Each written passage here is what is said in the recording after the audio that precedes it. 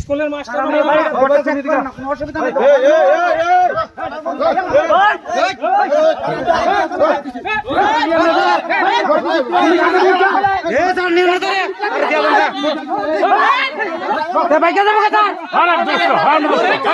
ঘটনা বাংলাদেশি বিগত 18 নির্বাচনের আগে এখানে লোকের লোক চললে বিজেপি লোকের লোক চললে এগুলা বিজেপি নেতৃত্বের লোক চললে তারা খালদা স্কুলে খালদার মধ্যে খাওয়ানোর লেগে বাড়ি না দিকা যখন লেগে দেখা দিচ্ছে দেওয়ার পরে করে দিতা মানুষের লোক উশৃঙ্খল ভাষাবিদ্য করে গাঁজা খা আরো কয়েকটা লোক পরিবর্তায় গাঁজা খায়।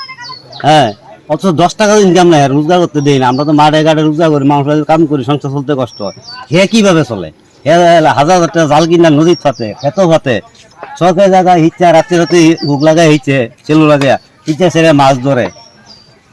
আমরা লোকাল মানুষ হে এমন দাব দেয় বেড়ে কিন্তু বাবার যোগ। আজকে কি হয়েছে? আজকে ঘটনা হে আমার বাইর বোঝা করতে পারবো ওই ডুগা দিতে ফুসটুনিস এর মধ্যে বাতিজা বাজার যায় ডুগা ধুয়ে দিলে হের হুক লাইন আছে লাগাইনি স্কুলে এই হুক লাইনের থেকে একটা তার সিরাপ ওই বদির উপরে বসে পরাতে আমরা রুগিলে দৌড়াদৌড়ি মেসেজ করতে আসি আর হ্যাঁ তাল লইয়া কুল্লা আইয়া সান্তান করে বাইক যাইতে পারবা।